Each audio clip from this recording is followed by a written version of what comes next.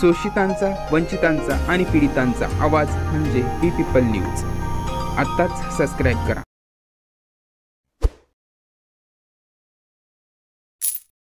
जय भीम.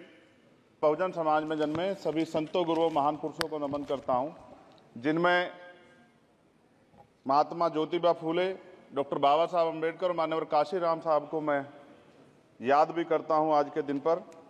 साथ साथ नगीना की महान जनता और भीम आर्मी और हमारी पार्टी आज़ाद समाज पार्टी काशीराम के साथियों का भी धन्यवाद करता हूं. इसके बाद अपने कुल गुरु जगत गुरु सदगुरु रविदास जी महाराज को भी मैं नमन करता हूं, जिन्होंने दुनिया को लगभग 600 साल पहले बेगमपुरा शहर के रूप में दुनिया का सबसे महान लोकतांत्रिक दर्शन दिया. अध्यक्ष महोदय, माननीय सभापति जी, 14 अगस्त 1947 को ये देश अंग्रेजों के अधीन था. 15 अगस्त 1947 को हम लोग आज़ाद हुए. 16 अगस्त 1947 को देश आज़ादी में था, लेकिन धन धरती राजपाट में बंटवारा नहीं हुआ. जो साधन संसाधन थे उनमें बंटवारा सही रूप से न होने के कारण एक बहुत बड़ी आबादी सुविधाओं से वंचित और सम्मान से वंचित रह गई. उनको सम्मान देने के लिए और अंतिम व्यक्ति तक सुविधाएं पहुंचे, इसके लिए लोकतंत्र की व्यवस्था हुई. लेकिन आज़ादी के 70 साल बाद भी हम कहाँ खड़े हैं, इस पर ये चिंता का विषय है. मैं मानता हूं कि सामाजिक न्याय तभी होगा माननीय सभापति जी, जब जातीय जनगणना पूरी होगी और जातीय जनगणना कराई जाएगी और साथ साथ संख्या के आधार पर आरक्षण जो है वंचित वर्गों का बढ़ाया जाएगा. उसके साथ साथ जब राष्ट्रपति जी अभिभाषण पे बात रख रही थी तो उन्होंने शहरी और ग्रामीण क्षेत्रों के विकास की बात कही और ये भी कहा कि दुनिया में सबसे उत्तम शहर हमारे यहाँ बने. लेकिन माननीय सभापति जी, 70% आबादी तो गांव में निवास करती है, तो गांव की आबादी के बारे में भी सोचना होगा कि उनका जीवन कैसे बदले.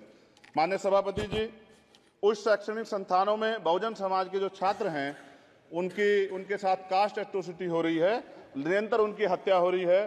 साथ साथ जो सरकारी कर्मचारी हैं दफ्तरों में, उनके साथ भी जो SC ST OBC और मुस्लिम और अन्य धार्मिक अल्पसंख्यक, उनके साथ भी माननीय सभापति जी जातिगत और धार्मिक जो है शोषण किया जा रहा है. इसलिए मेरी मांग भी है कि पुरानी पेंशन को भी अध्यक्ष जी बहाल किया जाए. जो कर्मचारी देश की सेवा में लगे हैं उनका भी सम्मान होना चाहिए. साथ साथ सभापति जी, भाजपा ने चुनावी लाभ के लिए सबका साथ सबका विकास के नारे दिए जो खोखले हैं, क्योंकि 10 साल में दलित, पिछड़े, आदिवासी, मुस्लिम और अन्य धार्मिक अल्पसंख्यक जो अत्याचार हुए हैं वो किससे छिपे हुए नहीं हैं. ये गलत है, ये बंद होना चाहिए. सभापति महोदय जी, महामहिम राष्ट्रपति जी के अभिभाषण में निजी क्षेत्रों में SC ST OBC को रिजर्वेशन देने का कोई उल्लेख नहीं हुआ है, जो कि आज चर्चा का विषय, क्योंकि 98% प्राइवेट सेक्टर है, 2% सरकारी सेक्टर है, तो 98% प्राइवेट सेक्टर में भी हमारी हिस्सेदारी की बात होनी चाहिए. माननीय सभापति जी, आशा कार्यकर्ताओं, आंगनबाड़ी वर्करों, भोजन माताओं के वेतन वृद्धि पे भी कोई उल्लेख नहीं हुआ है, वो भी अभी नंगे, उन पर भी सोचना पड़ेगा. माननीय सभापति जी, जिस क्षेत्र से मैं चुन के आऊं नगीना से, वो बहुत पिछड़ा क्षेत्र है. उस क्षेत्र में कोई विशेष आर्थिक पैकेज नहीं दिया गया, रोजगार की सेवाएं नहीं है, नौजवान पलायन करता है. IIT, IIM, एम्स, केंद्रीय विद्यालय आदि शिक्षा में और चिकित्सा संस्थानों की स्थापना होनी चाहिए, जो कि नहीं है. और माननीय सभापति जी, मानसून सत्र आ गया है, मेरा क्षेत्र बाढ़ से बहुत प्रभावित है, इसलिए मैं आपसे आग्रह करूंगा कि वहां के लोगों को बाढ़ से निजात दिलाई जाए. माननीय सभापति जी, चीन हमें आंख दिखा रहा है और लगातार हमारे देश की सीमाओं में घुसपैठ कर रहा है. इसलिए अग्निवीर योजना को हटाकर पुनः सेना भर्ती शुरू की जाए और साथ साथ भारत की सबसे प्राचीन व बहादुर रेजिमेंट में से एक चमार रेजिमेंट को पुनः बहाल करा जाए, ऐसा भी मेरा आपसे आग्रह है. माननीय सभापति जी, पिछले सारे प्रधानमंत्रियों ने मिलकर जितना कर्ज लिया है उससे दुगना कर्ज हमारे वर्तमान के प्रधानमंत्री जी ने लिया है. किसान अगर अपना कर्ज माफ कराने के लिए जाता है तो लाठी झेलनी पड़ती है, जबकि सरकार ने धन्ना सेठों का 15 लाख करोड़ रुपया माफ किया है. इस ओर हमें ध्यान देना पड़ेगा, हमारी आने वाली पीढ़ियों को ये कर्ज चुकाना पड़ेगा. माननीय सभापति महोदय जी, किसानों को MSP की लीगल गारंटी तथा किसानों का कर्ज माफ होना चाहिए. साथ साथ 2 अप्रैल 2018 को SC ST के बच्चों पे बहुत बड़े पैमाने पे मुकदमे लगे थे, वो हमारी लड़ाई सही थी, ये सुप्रीम कोर्ट ने माना और बाद में सरकार ने माना, वो मुकदमे तुरंत वापिस होने चाहिए. माननीय सभापति जी, प्रेस जो है उस पर भी शिकंजा कसा जा रहा है.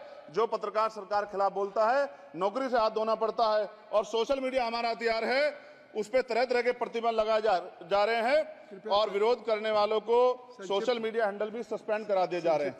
साथ साथ सभापति जी, पेपर लीक और परीक्षाओं के कैंसिल होने से देश के नौजवानों का भविष्य खतरे में है। नीट, यूपी सिपाही भर्ती सभापति जी और 69,000 शिक्षक भर्ती में आरक्षण घोटाला हुआ है, कोई पूछने वाला नहीं, खून के आंसू रो रहे हैं बच्चे, बेरोजगारी का दंश युवा झेल रहे हैं।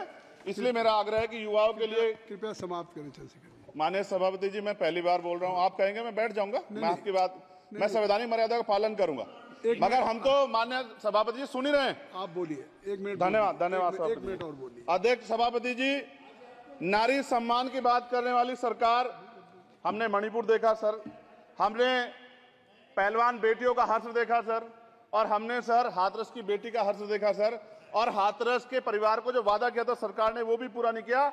और महिलाओं में भी, स्पेशली दलित, पिछड़े और मुस्लिम वर्ग की, आदिवासी वर्ग की महिलाओं के साथ आज भी एनसीआरबी का डाटा कहता है सर जो जुल्म हो रहा है वो सहनीय नहीं है सर। साथ साथ कोविड में तैरती, हमने कोविड में बहुत सुना सर, कोविड में तैरती लाशें भी गंगा में हमने देखी है सर, और मजदूरों का हाल भी हमने देखा है। सभापति जी, बस सब समाप्त कर रहा हूं। नोटबंदी पे छोटे मजले उद्योग की जो कमर टूटी वो भी हमने देखी है। सभापति जी, शैक्षणिक संस्थानों, विश्वविद्यालयों में, चिकित्सा संस्थानों में ओबीसी एसटी के योग्य अभ्यर्थी को एनएफएस करके जिस तरह निकाला जा रहा है, लेटरल एंट्री करके जिस तरह हमारे रास्ते बंद किए जा रहे, ये भी हम देख रहे हैं सभापति जी।